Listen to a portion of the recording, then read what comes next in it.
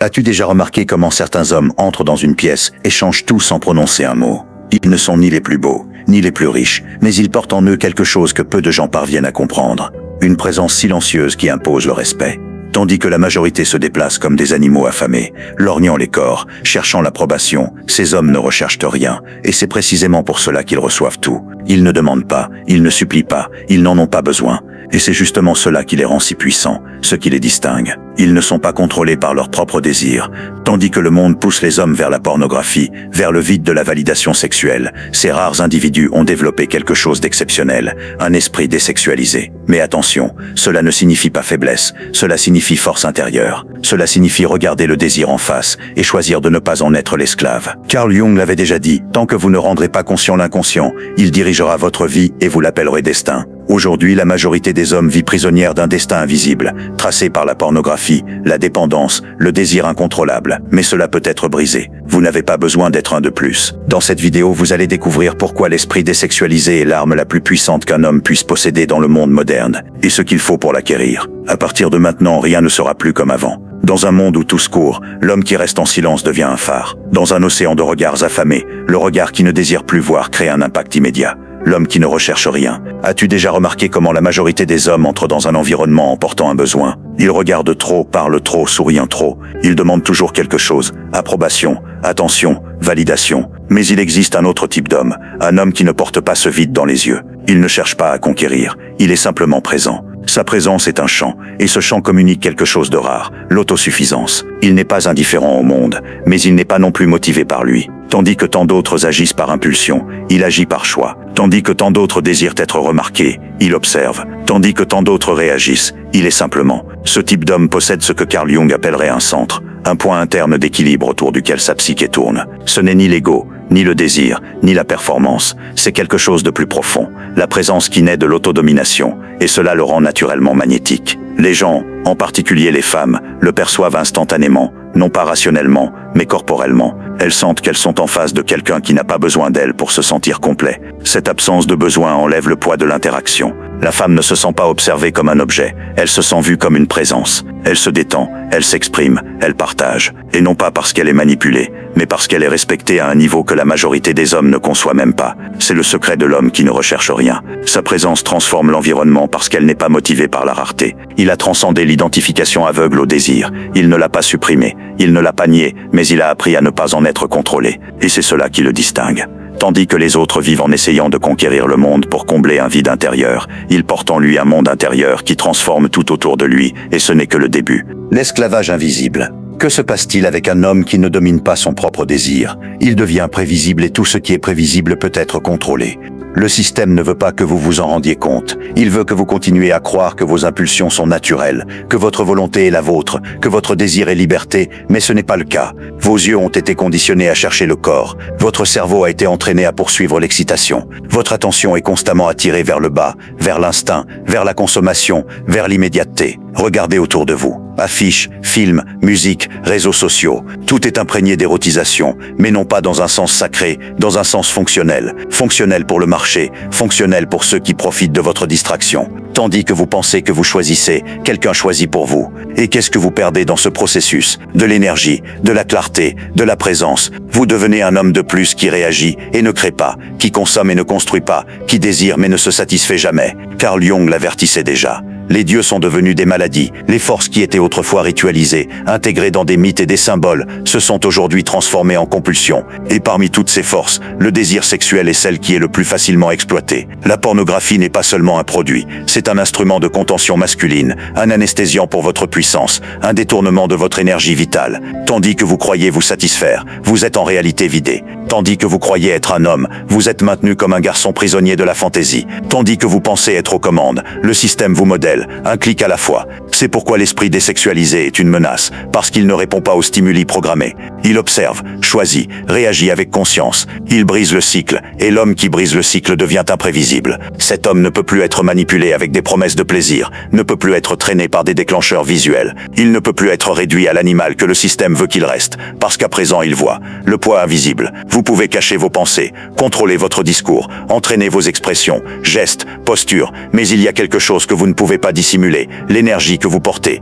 Les femmes sentent cette énergie avant même que vous parliez. Et contrairement à ce que beaucoup pensent, ce n'est ni la beauté, ni la force physique, ni même le statut qui définit l'impact d'un homme. C'est sa relation avec son propre désir. L'homme qui vit identifié à l'impulsion sexuelle, qui est guidé par elle, qui la nie extérieurement mais la cultive intérieurement, porte une présence lourde. Ses yeux disent ce que sa bouche ne dit pas. Son attention s'échappe pendant la conversation. Son corps transmet de l'attention. Son chant exige quelque chose. Approbation, attention, reddition. La femme le sent, même si elle ne sait pas l'expliquer. Son système nerveux le capte. Son corps se raidit. Son cœur se ferme. Elle peut même sourire extérieurement, mais intérieurement elle se protège. Carl Jung expliquait cela à travers le concept d'anime projeté. L'homme qui n'a pas intégré sa partie féminine interne la projette sur les femmes. Il ne voit pas la femme réelle. Il voit un écran pour ses fantasmes. Il voit un remède à sa solitude, un miroir pour sa carence, et le plus tragique, il ne s'en rend même pas compte. La femme, de son côté, sent ce regard comme une réduction. Elle perçoit qu'elle est utilisée même quand l'utilisation est silencieuse. Elle se voit forcée de jouer des rôles. La séductrice, la maternelle, la compréhensive, tout sauf elle-même. Et c'est pourquoi l'homme qui développe un esprit désexualisé se distingue. Il voit, mais ne consomme pas. Il écoute, mais ne manipule pas. Il est présent, mais n'exige pas.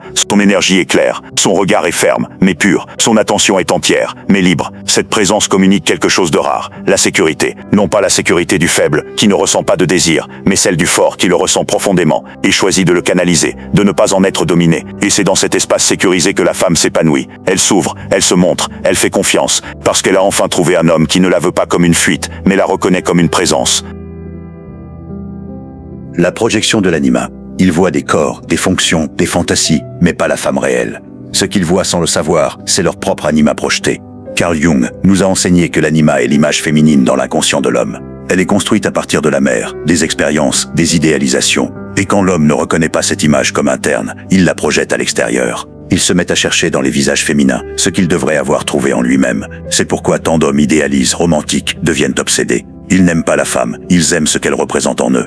Elle devient la solution à leur solitude, l'anesthésiant à leur douleur, la porte de fuite à leur carence. Mais la femme sans ce poids, ce n'est pas de l'amour, c'est une projection, ce n'est pas de l'affection, c'est une demande. Et cette projection est invisible mais oppressive. Elle oblige la femme à jouer un rôle qu'elle n'a jamais choisi. Elle devient la muse, la sauveuse, la déesse ou pire, l'objet. Et plus elle essaie de se montrer telle qu'elle est, plus l'homme la déforme pour l'ajuster à son moule interne. C'est pourquoi tant de relations sombres sans explication claire. Ce n'est pas un manque d'amour, c'est un excès de projection. L'homme veut que la femme guérisse ce qu'il refuse de regarder. Il veut qu'elle comble le trou laissé par sa propre déconnexion avec le soi. Mais quand l'homme commence à intégrer son anima, quand il reconnaît que tout ce qu'il cherche dehors est en réalité dedans, quelque chose change. Il arrête d'exiger, commence à écouter, commence à voir. La femme cesse d'être un écran et devient une personne. Et elle le sent, elle n'est plus tirée vers un rôle. Elle est accueillie comme présence, elle n'est plus interprétée, elle est enfin perçue. Le regard de l'homme cesse d'envahir et commence à rencontrer. C'est le fruit de l'esprit désexualisé. Il ne nie pas la présence de l'anima, mais l'intègre et en l'intégrant, libère l'homme du besoin d'utiliser l'autre comme un miroir. Jung disait, la rencontre de deux personnalités est comme le contact de deux substances chimiques. S'il y a réaction, les deux sont transformés. Mais il n'y a réaction véritable que quand il n'y a pas de projection. Il n'y a rencontre que quand il y a présence réelle. Et il n'y a présence réelle que quand le désir cesse d'être le maître et devient un serviteur de la conscience. Le pouvoir de la rétention. Nous vivons dans une culture de fuite. Des hommes qui gaspillent leur énergie au moindre stimulus. Des hommes qui confondent intensité avec virilité et consommation avec pouvoir. Mais il y a une vérité cachée, silencieuse, ancienne, oubliée. L'homme qui retient son désir crée du magnétisme. Nous ne parlons pas seulement de rétention physique, mais de quelque chose de plus profond. La rétention de l'intention, la capacité de maintenir son propre focus, de contenir l'anxiété de la conquête, de soutenir le feu sans le jeter dehors. Cet homme ne poursuit pas, il n'essaie pas de séduire, il ne joue pas. Il est avec une présence réelle dans un monde d'hommes fragmentés. C'est un acte de pouvoir absolu. Tandis que les autres cherchent l'attention, il maintient l'attention en lui. Tandis que les autres cèdent aux moindres impulsions, il observe, respire, choisit. Carl Jung comprenait cette force non pas comme répression, mais comme différenciation de la libido. L'énergie sexuelle pour Jung était la base de la psyché, mais elle ne devait pas être dépensée inconsciemment. Elle devait être transmutée, élevée, canalisée. Il appelait cela la fonction transcendante, un point où des forces opposées se rencontrent et où quelque chose de nouveau naît du conflit. Ce quelque chose de nouveau est l'homme intégré. Il n'est ni un célibataire forcé, ni un séducteur compulsif. C'est un homme qui s'est réconcilié avec son feu, et pour cela, le porte avec dignité. Ce feu autrefois explosif, maintenant contenu, se transforme en présence. Et cette présence est sentie, elle ne crie pas, elle vibre, les femmes le perçoivent. Et ce n'est pas un truc, ce n'est pas une technique de séduction. C'est la conséquence naturelle de l'énergie qui ne s'échappe pas. Tandis que les hommes ordinaires drainent leur force dans la quête constante de gratification, l'homme qui retient se renforce. Son aura change, sa voix s'approfondit, sa vision devient claire, il devient un champ de cohérence et le monde y réagit. La présence de cet homme attire non pas parce qu'elle demande, mais parce qu'elle offre quelque chose de plus en plus rare, la stabilité intérieure. Et c'est pourquoi il se distingue, non pas en promettant du plaisir, mais en offrant la paix d'un homme entier qui n'a pas besoin de conquérir pour se sentir quelqu'un, parce qu'il l'est déjà, avant même que le monde le perçoive. De la fragmentation à l'intégration. La majorité des hommes vit en morceaux fragmentés entre ce qu'ils sentent et ce qu'ils montrent, entre ce qu'ils désirent et ce qu'ils craignent, entre ce qu'ils disent être et ce qu'ils sont vraiment. Cette fragmentation les affaiblit et le pire, c'est qu'ils s'y habituent. Ils apprennent à vivre comme des masques ambulants, souriant sans paix, agissant sans centre, répétant des schémas sans comprendre d'où ils viennent. Carl Jung appelait cela l'inconscient dirigé par l'ombre, l'homme qui n'intègre pas ses parties internes est dominé par elles sans le savoir. Sa luxure le traîne, sa colère l'explose, son insécurité le paralyse. Il pense être aux commandes, mais il est guidé par des voix qu'il ne reconnaît pas comme siennes. Et c'est pourquoi l'intégration est si puissante, parce qu'elle rompt le sortilège de la fragmentation. L'esprit désexualisé n'est pas un projet de purification morale. C'est le fruit de l'individuation, le processus central de la psychologie jungienne, où l'homme cesse d'être un amas d'impulsions et devient un tout cohérent. Jung disait « Le soi est le centre qui unifie conscient et inconscient, raison et instinct ». Quand l'homme s'approche de ce centre, il commence à agir de l'intérieur vers l'extérieur. Il arrête de réagir aux forces du monde et commence à influencer le monde par sa présence. Sa parole s'aligne sur sa vérité. Son désir se soumet à sa conscience. Son action s'enracine dans quelque chose de plus profond que l'ego. Et les gens le perçoivent. Ils ne savent pas le nommer, mais ils le sentent. Cet homme n'est pas divisé. Il ne veut pas sembler fort. Il l'est. Il n'a pas besoin de prouver quoi que ce soit. Il vit comme une preuve. Et ce type d'homme est rare, parce que ce type de pouvoir ne s'achète pas, ne s'apprend pas dans des vidéos courtes, ne s'enseigne pas avec des phrases d'effet. Ce pouvoir est le résultat d'un processus. Affronter l'ombre, différencier le désir, accepter la douleur de la lucidité. L'intégration exige du courage, parce que se voir vraiment est bien plus difficile que continuer à réagir dans l'obscurité. Mais une fois que cet homme émerge, il ne redevient plus le même.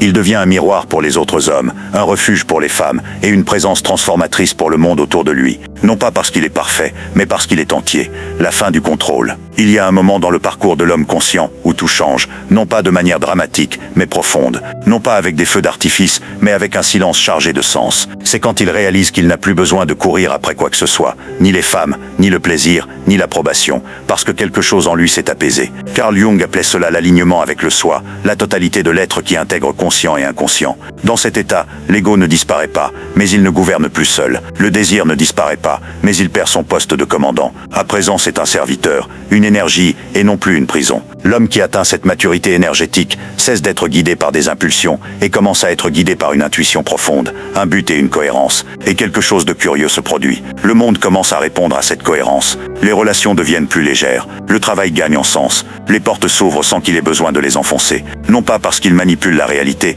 mais parce qu'il a arrêté de résister à lui-même. Il a arrêté de projeter de la carence, arrêté de vibrer du désespoir, arrêté d'émettre cette énergie anxieuse qui dit « Regardez-moi, choisissez-moi, validez-moi ».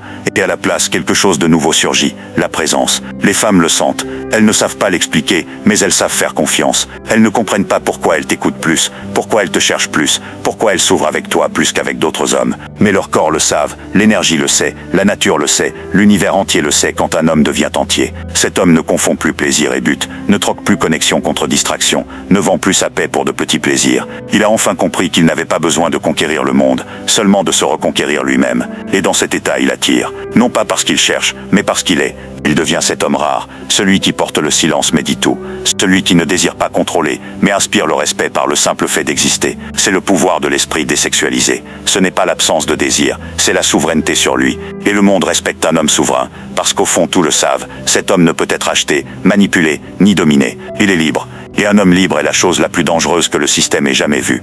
Surtout n'oubliez pas que cette transformation n'est pas un luxe réservé à une élite mystique, mais une nécessité pour tout homme qui aspire à la vraie liberté dans un monde conçu pour la servir. Imaginez-vous non plus comme un pion ballotté par les vagues du désir incontrôlé, mais comme un capitaine inébranlable, guidant son navire à travers les tempêtes de la modernité. Ce n'est pas une question de répression brutale, qui ne ferait que créer des monstres intérieurs prêts à surgir au moindre craquement. Non, c'est l'art subtil de l'alchimie personnelle, où vous transformez le plomb de vos impulsions en or pur de votre volonté. Carl Jung, ce géant de la psyché humaine, nous a légué les clés de cette transmutation, l'individuation, ce voyage héroïque vers le soi, où chaque ombre affrontée devient un allié, et chaque désir maîtrisé une source de puissance infinie. Pensez à cela. Dans l'Antiquité, les sages stoïciens comme Épictète nous rappelaient que ce n'est pas ce qui arrive qui nous trouble, mais notre opinion sur ce qui arrive. Appliquez cela à votre désir sexuel. Il n'est pas l'ennemi, c'est un feu primal, une énergie vitale héritée de millions d'années d'évolution. Mais dans notre ère numérique, ce feu est détourné, canalisé vers des écrans froids qui le consument sans le nourrir. La pornographie, les réseaux sociaux, les publicités omniprésentes, tout cela n'est qu'un vaste réseau de pièges, conçu pour drainer votre vitalité et vous garder dans une boucle infinie de manque. Vous cliquez, vous scrollez, vous consommez, et à chaque fois, une partie de votre essence s'évapore. Mais si vous repreniez le contrôle? Et si, au lieu de laisser ce feu vous consumer, vous l'utilisiez pour forger une armure impénétrable? Commencez par l'observation. Asseyez-vous en silence, chaque jour, et observez vos impulsions sans jugement. Notez comment elles surgissent. Un regard fugace, une pensée intrusive, un stimulus extérieur. Ne les combattez pas, reconnaissez-les comme des messagers de votre inconscient. Jung appelait cela l'ombre, cette partie refoulée de vous-même, qui, si ignorée, sabote votre vie. En l'intégrant, vous ne la supprimez pas, vous la domestiquez. Imaginez votre désir comme un cheval sauvage. Au lieu de le briser, apprenez à le monter avec grâce. Cette pratique quotidienne, cette méditation active, transforme votre esprit en une forteresse. Bientôt, vous remarquerez des changements subtils, une clarté mentale accrue, une énergie physique débordante, une confiance qui émane de vous comme une aura invisible. Mais n'arrêtez pas là, allez plus loin, dans les abysses de votre psyché. Explorez vos rêves, ces portails vers l'inconscient collectif que Jung décrivait comme un océan partagé par l'humanité. Notez-les, analysez-les. Souvent, ils révèlent des projections non résolues. Cette femme idéalisée dans vos songes n'est pas une inconnue, mais votre anima appelant à l'intégration. En la reconnaissant comme une partie de vous, vous libérez les relations réelles de ce fardeau. Les femmes ne sont plus des trophées ou des remèdes à votre vide. Elles deviennent des partenaires égales, des miroirs authentiques pour une croissance mutuelle. Et c'est là que la magie opère. Votre présence, libérée de la soif désespérée, attire naturellement. Non par manipulation, mais par authenticité. Vous devenez ce phare dans la nuit, guidant sans effort ceux qui cherchent la lumière. Maintenant, parlons d'actions concrètes.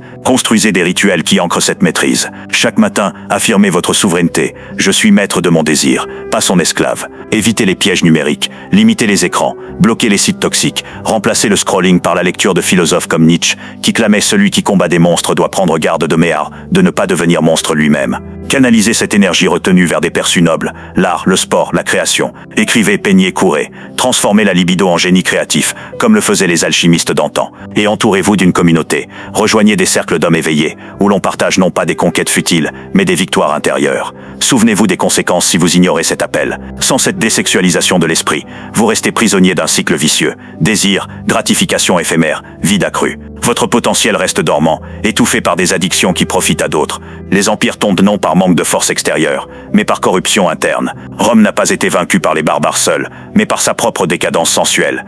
Ne laissez pas l'histoire se répéter en vous. Devenez l'exception, l'homme qui, en maîtrisant son désir, maîtrise son destin. Et si le doute surgit, rappelez-vous les grands. Léonard de Vinci canalisa son énergie en invention immortelle. Gandhi transforma sa libido en force non violente, qui libéra une nation. Vous avez ce potentiel en vous. Il suffit d'un choix. Répétez jour après jour. Commencez maintenant.